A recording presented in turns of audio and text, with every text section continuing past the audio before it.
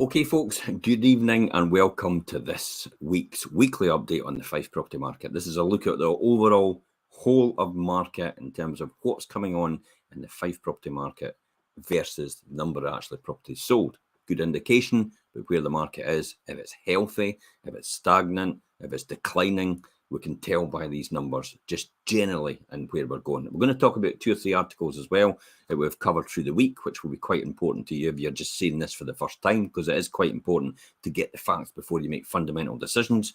And then we're also going to be talking about things like interest rates and mortgages and how that will affect things. Now, I won't give away too much because I've been asked to do again a quarterly update on where I see the Fife property market for the next quarter and also next year as well for the Courier and DC Thompson. So I don't want to say too much because then I'll steal their thunder for their article. As well as the wealth creation show, we're going to be talking about that tomorrow, and I'll talk about that as well. And more importantly, what's coming to market next week, coming up right now. So we're going to be talking about that as well, and what's been over the line and how much property prices are actually going for in terms of what we're achieving. It gives you a good indication about where the market is as well. If you've got any questions, please feel free to ask. More than happy to take questions which are relevant to what I'm talking about and what your thoughts are as well. I'd be interested to see what your thoughts are in terms of the Fife property market and where you see it as well in the next quarter, maybe the next 2 or 3 weeks in the run up to Christmas and then New Year. Seems to be we're mentioning Christmas all the time now. But best time of year to sell? Christmas. What do you mean? Most people will just wait till next year. It is actually the best time because most people do wait till next year. So you tend to find, and we'll probably see in the numbers as we go forward in the next coming weeks, is less and less people put their house in the market and more people actually buy. It usually outweighs in the Christmas period because less people actually put their houses on. Let's look at the numbers this week and talk about where we are right now in terms of last week. It's passed from the 30th of October to the 5th of November yesterday. Here we are, the Fife property market all over there. You can see the Cooper area, still a really good market. 10 properties instructed, 9 sold. That's all the estate agents in Fife in the area. East Nuke, 4 actually went on and 6 actually sold. So again, demand outstripping supply. St Andrews 15 versus 13, Levenmouth 6 versus 7. It's actually quite unusual for Levenmouth to have so low properties coming on and actually sold. So maybe there's a golden opportunity for people in the Levenmouth area to actually get onto the market now and take advantage of that low supply. Okay, Dunfermline 59 versus 45, probably the new build that are affecting that. Glenorthus 12 versus 13 against a stable market. Kirkcaldy 22 versus 15, again new builds as well. Glenorthus new builds, Kirkcaldy new builds, Dunfermline new builds. What I mean by that and why do I say that? Well, because you'll get a lot of people putting their house on the market and you will actually get them selling, and you get a lot of builders putting their house on the market as well, but they don't actually reflect that in the numbers sold. So these numbers where areas where a lot of new builds are actually being built skew these numbers quite a bit. But look at the average here. Most important thing you can see right here, right now, is 128 came onto the market and 108 sold. And this is normally the average every single week. So we are back to the average amounts right over the whole period of the year. So it tells us the market is possibly stabilizing. Let's jump back and look at the whole of October and see where the numbers lay for there. I'll be honest, you can see there straight away there's a huge oversupply in the October market. There was about another almost 200 properties came onto the market right across Fife, and that then flooded the market temporarily with quite a lot of properties. Hence the reason why you've seen supply and demand, supply to supply is 72%. So a lot of properties came on, less properties actually sold, but still kind of the lower end of the usual typical average numbers it would sell in Fife. It's just that we've got a huge oversupply there now, and hopefully that'll start cooling down. We're going to be talking about that this week, actually. We're going to be talking about that this week in the midweek show. We're going to be talking about in comparison to where we were pre-pandemic levels, because at this point in time, we've got about 940 properties on the Fife property market right now for sale. That's with all the estate agents, according to ZOOPLA. So if you go into ZOOPLA, you just type in Fife, available properties for sale, comes to around about the 940 level. Now, we've been doing this since the start of the year, and they've moved up from almost 500 to 940, which is almost 100% increase in the number of properties available to buy. Now, there's been a huge undersupply for a long time. So there's more demand for chasing these properties. So properties actually sold a lot quicker than typically they usually would. But now we're in a market where there's a lot more supply. Properties will take a bit longer to sell on average. And it's a waiting game more than likely. Also, if you're quite motivated because you've maybe made a commitment to buy another property, then at potential, I would say you possibly should be thinking about realigning the price point of your property. Now, it's not to actually reduce the amount that you're accepting.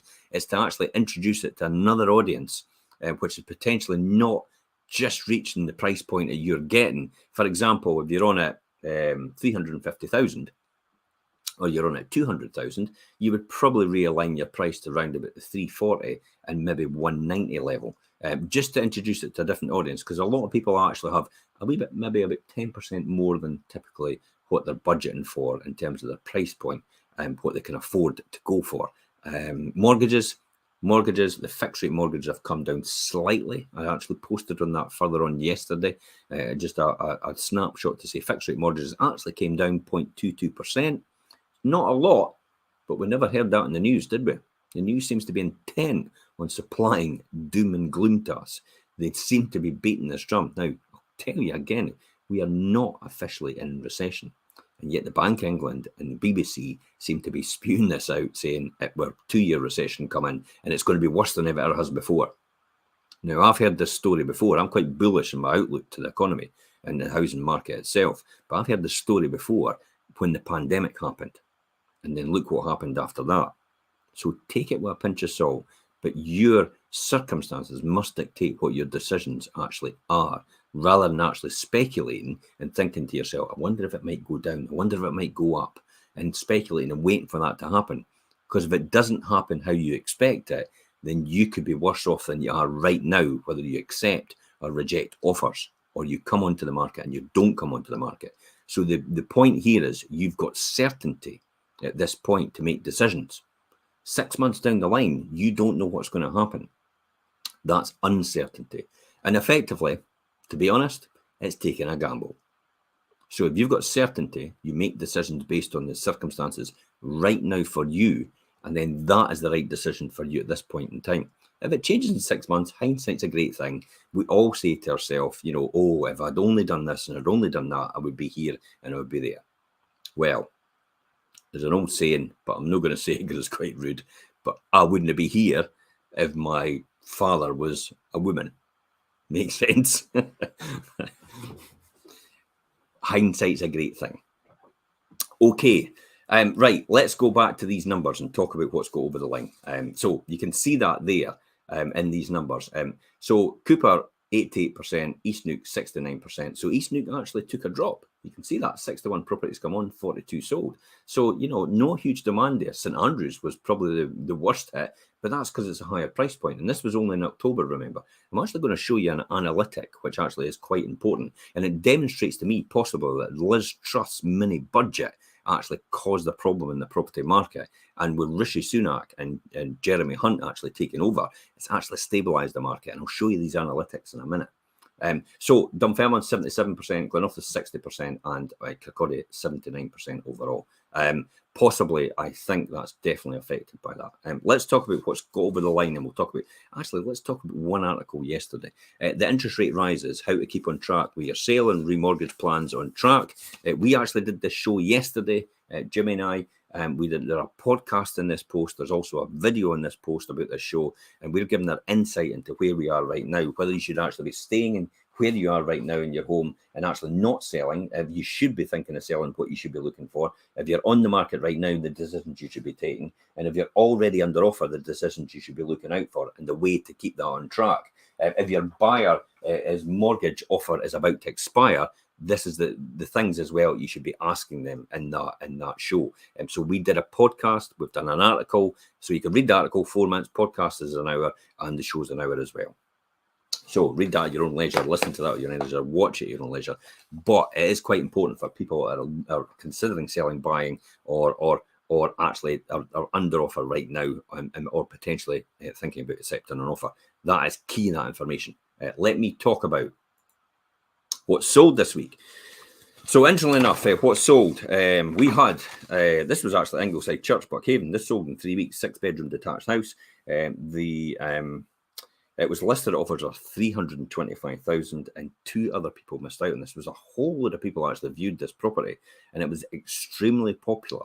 It was a great price point as well. In 2010, Buckhaven actually was the least expensive seaside town in the whole of Britain, voted for by the Bank of Scotland. So it just kind of tells you the opportunities that are available in that area, and especially for a house this size, a 6-bedroom detached house, listed at offers over 325,000. It's a real good deal for a family home.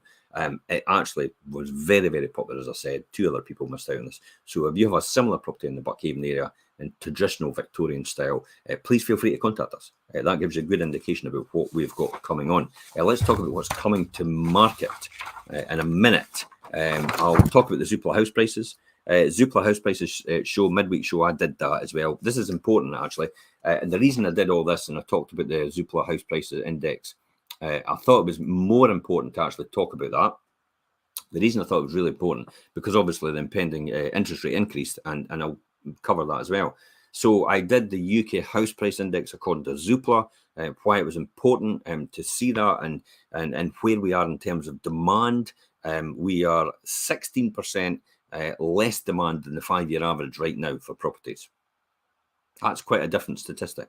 The October last year, we were 18% more demand than the 5-year average for properties. The number of sales in the area have actually increased by -4% to the 5-year average, and they were less than 15% to the 5-year average in the year before. And in terms of the stock of homes available, there is -32% last year. So in other words, a third of the stock was less available than the 5-year average, and now that's dropped to less than 13% available. So there's a lot more stock available throughout the whole market, and we can see by these numbers. Interest rate rises to talk about as well, but let's talk about what's coming on. Watch out for Rowland Street in St Monans. 2-bedroom end terraced house will be coming on this week. West End St Monans, I will be doing a pre-portal launch on Friday, depending on the weather. But it's hopefully a nice sunny day, and the sun will be out, blue skies and all the rest of it. So that will be West End St Monans, 4-bedroom linked detached house. Pitlithi Steadings and Lookers, 4-bedroom terraced converted steading. That's actually just a pre-portal that's been done on that. Hayfield Road in Kirkcaldy, 4-bedroom terraced house will be coming on as well. Dury Street in Leven, Perry did on Friday a pre-portal for that, a 5-bedroom detached cottage in the Leven area, and she also did Taylor Street in Methil, a 2-bedroom 2-reception maisonette property that's on 2 floors, upstairs on 2 floors. Great investment property, our first-time buyers for that as well. We'll talk about completed in a minute. I'll just quickly jump on to the next article, which is the interest rates. How will the rise affect you, and how could it go? This is the show I did on the midweek as well, how the interest rates and how a rise will affect you, and how high could interest rate go. So I talked about this in detail. This was an intense thing, and I'll cover some of the subjects, and just in case you want to listen to this podcast or watch the show, because that's all I did. I talked about how high could interest rates go, and showed you and demonstrated where we think they're going. How do interest rates affect you? I talked about that as well, and showed some graphs about that. I also talked about how mortgage rates have risen this year. I also talked about why does increasing interest rates help lower inflation, and my thoughts on that, and then other countries, how they're raising their interest rates, and how that affects us on the central bank policy rates in 2022. Interestingly enough, the US is sitting at a base rate of 4%. We're at 3%. Canada's about 3.75%. The Euro zone is actually still sitting under 2% in terms of their base rate, which means we're actually quite competitive. We should attract inward investment. It should keep our currency stabilized as well. We have in the euro, not as much the dollar. The dollar's still volatile, but we'll talk about that in a minute. I think generally that was caused by the Liz Truss budget, which actually I'm going to talk about right now. This was actually a really good one. I'm just going to put these articles aside and pop back to this. Coming up next is our website. Now, this is quite interesting. This shows me a pattern of behaviour. The blue line is the current period in the last 30 days for the number of people visiting our website. Okay, the dotted line is the period just before that, which when people were visiting. Now, of the 30 days, so comparables against each other. Now, why do I show you like this? Because there's a huge gap here. But instantly enough, so this in the last 30 days, before the last 30 days here, it was very, very more buoyant in the number of activity for people looking for properties. The cause of this big, massive drop was, drum roll, I think you'll not be surprised, it was Liz Truss's mini budget with her Chancellor. It caused this uncertainty in the property market, and the activity dropped almost to half of what it was in the 30 days before. But you'll see where Rishi Sunak and Jeremy Hunt actually took over and actually started to stabilise the market. Then it all came back online again to match the 30-day period before. So roughly every single day, this tells us we're getting round about 1,000 people a day actually coming onto the website. In terms of the numbers, whereas before in that period of uncertainty, it had actually dropped quite considerably. So it just shows you how important it is to have a stable economy and a safe pair of hands at the helm. Now, I'm not saying anything political about, alignment with any particular party, but that's how the market perceives it. From that point of volatility and uncertainty, and the fact that someone had no idea what they were doing effectively, let's be honest about that, to the point where somebody actually has a coherent strategy about where we're going, what we're doing, and we'll find out more about that on the 17th of November when Jeremy Hunt stands up and does his budget. The budget for the UK economy, on the back of the interest rate rise and the base rate rise, which is now at 3% right now. And again, I've talked about these in the shows that I've done just where I talked about them now. So it's quite important to actually tune into that if you can and get an insight, especially if you're selling right now or even thinking of selling. Remember, whether you sell or not is a determination of usually your circumstances. That's all it comes down to. Now, the key important point here is if you're selling or considering selling right now, that's fine. You can sell right now. You might get the best price possible. And then there's also the shock at the fact that, the Lloyds Bank is actually saying, well, we think property prices are actually going to drop by 8% next year and then stagnate every single year after and never go up. Now, if you've only got one house, then effectively, if you sell next year, it's going to be at exactly the same price. If you've got a lot of equity in it, which what I know is the truth, is most people have quite a lot of equity in their house built up over the last 2 or 3 years, which has been about 30% more than what they've got. So if you've got 10% in from when you first bought it and you've got another 30% increase, you've effectively got 40% in. So by the time you get to next year, if it drops by 10%, you've still got 30% equity in there. But the house you're buying is also dropped by 30%, by 10% as well. So it's completely all relative. It's like for like. If you sold right now, your house possibly is 10% more than what it will be in 6 months' time. But the house you're going to buy is more than likely 10% more than what it is in 6 months' time. Unless you get an estate agent that's not really got a good negotiation strategy. Tend to get better prices. I've just proved that in the last couple of weeks when I bought another house for 14,000 below the home report value, and it was only at 70,000 was the home report. So it just shows you can get good deals out there if you understand the negotiation process and you understand how to do that as well. And some agents, I'll be honest about that, are not really good, strong negotiators. They don't understand who they're dealing with. They don't care to understand who they're dealing with. They tend to be volume led. In other words, just bust them in as quick as possible to get a fee, turn them over as quick as possible, and that's it. So it depends on what type of estate agent you actually choose for your strategy to get the best value for what you're doing. The key is, though, as I go back to saying about rising interest rates, my article that we did yesterday, the show we did yesterday, is we talked about the importance of having a really good estate agent, but also the things that you should be plugging into right now and listening to and actually making sure you're on track for your house sale. There's nothing wrong with wait now if you really have to. However, if you're consistently on the market at the same price all the time and you don't seem to be getting an activity at all, it's really more than likely down to the initial price point of your property, and it is potentially the time to actually think about realigning that to a different price point in order to introduce a new audience so your estate agent can push them back up from there. Once people are in the door, they'll see how fantastic your house is, and then that's the opportunity to get the true value for it. It was reflected in the home report. Job done. But you have to take that leap of faith in order to do that.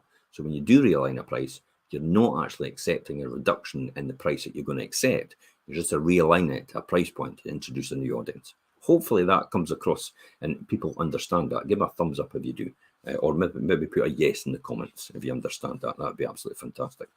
Okay, so that's over the line. Let's talk about over the line and completed. Now, this gives you a real great indication about what's happened recently and where people are in terms of price points now. Dry Briggs, Balgarvey Road in Cooper was a 2-bedroom ground floor apartment. Now, this sold for 101,000. So that's technically where these price points are at Balgarvey Road in Cooper at Dry Briggs area. Kilmox Park in Kennaway, a 3-bedroom detached bungalow, sold in 3 weeks for 11% of the home report value. It went for £267,000. So that's what a 3-bedroom detached bungalow in the Kilmox Park in Kennaway gets right now. Kilmox Park in Kennaway was a 4-bedroom detached house. It sold in 1 day for just over the home report value, which is £242,500. So that's what it showed you for a 4-bedroom detached house in Kilmox Park in Kennaway.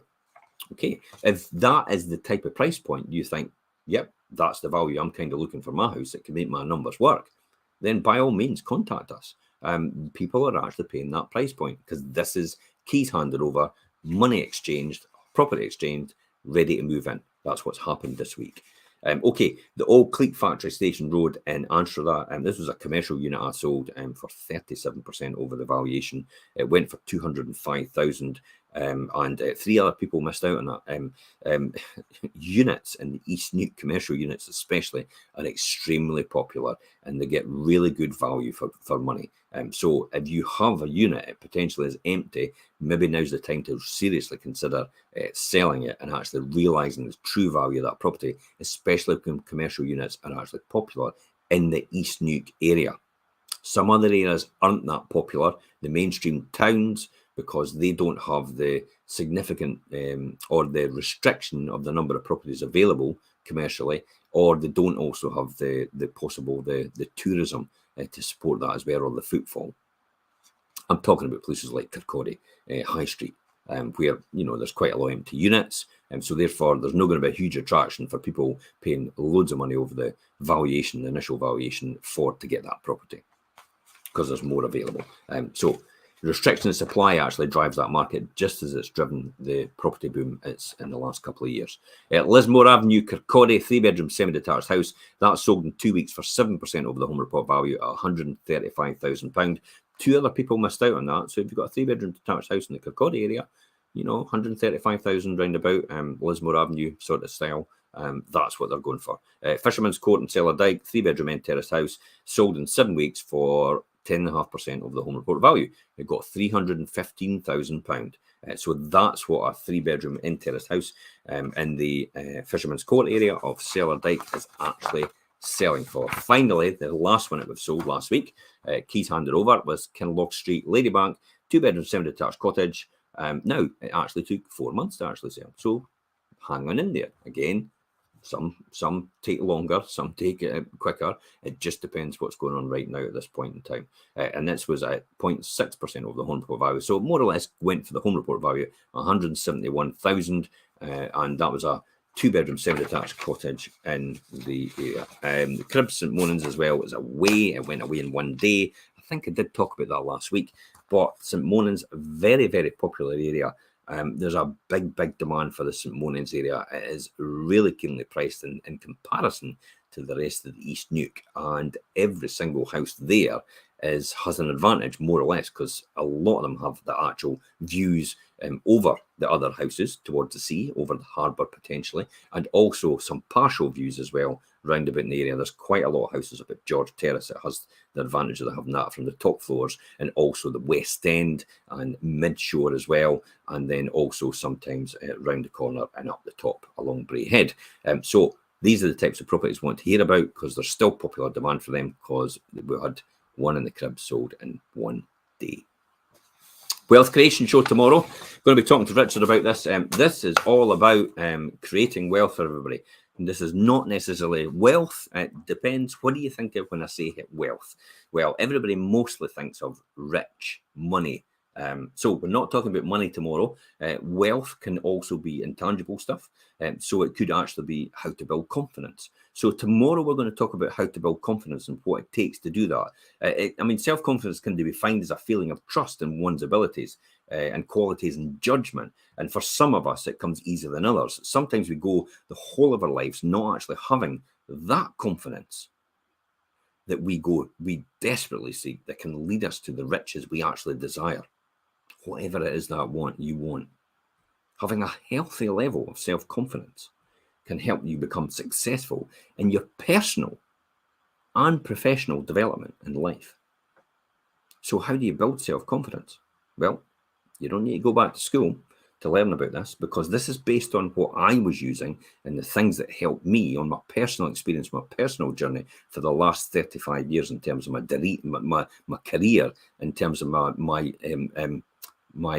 trainee accountant, from trainee accountant to a financial director in a short space of time. And this is the journey I took. Now, I'm not going to talk about my journey, but I'm going to talk about the things I did and what helped support me in developing my confidence. Because remember, we're all born at the same stage. We're all born with the same thing, more or less, on average. We don't actually, everything else around us is inherited or acquired or learned by the environment we are actually born into.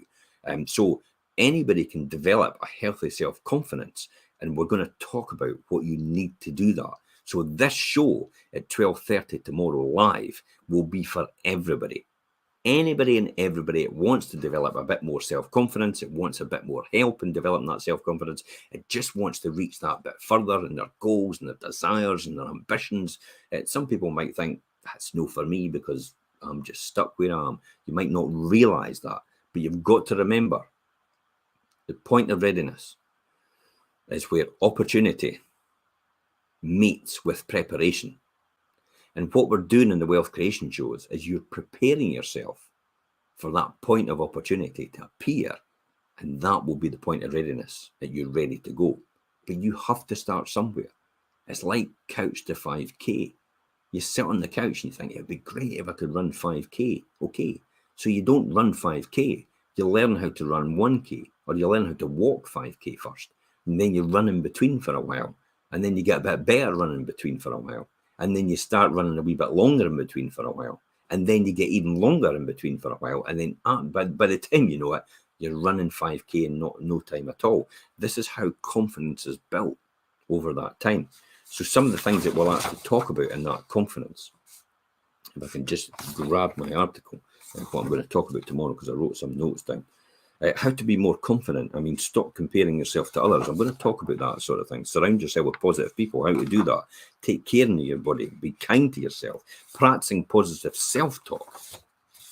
Getting up in the morning, simply saying in every way and every day, I'm getting better and better. Just that one phrase can make a fundamental difference if you say that for the next 365 days. Every way and every day, I'm getting better and better. Facing your fears, we're going to talk about that tomorrow as well. 7 things to do that you're good at. Know when to say no. That's quite important because a lot of people can't learn to say no. They don't understand when to say no, and sometimes they're just so overwhelmed it actually just engulfs them, and that's why their confidence drops, because they feel they're letting everybody down. So I'm going to talk about that subject tomorrow as well. So that's a really good one for everybody to talk about, when actually to say no and identifying the point that you say no. So again, this is all based on my personal experience. There's a lot of times it's been very difficult for me to say no, and I completely understand when you do say it, how some people actually feel that they're letting the other person down, when in actual fact you have to say no sometimes, because there's a trigger and a warning sign which you need to identify within yourself to tell you you must say no, or you'll end up suffering in the long term for it, in your mental health, for example. Setting realistic goals, I'm going to talk about tomorrow as well, and what's important for that. And then we're going to talk about the benefits and self-confidence. And self-confidence, I'm going to finally finish off with self-confidence versus insecurity, how they're different and how they differ. And that'll be at 12:30 tomorrow live. So tune into that on the Wealth Creation Show with Richard and I about telling you how to build your confidence. Where are you going to see that about? Well, on this post, there's a link to our YouTube channel. We can watch it live there. There's a link to my public profile. You can watch it live there as well. Or my personal profile, you can watch it live there as well. We do share my public profile to the rest of the Fife Properties pages, but technically the Wealth Creation Show isn't really a Fife Properties show. It's not really part of that, but I want to help other people learn from what I've learned and just pass that message on. So everybody helps everybody else, and a rising tide lifts all ships. So valid for the snook. A rising tide lifts all ships. Anyway, that's me. Instant valuation tools on there as usual, and I'll see you tomorrow at 12:30. Bye bye for now.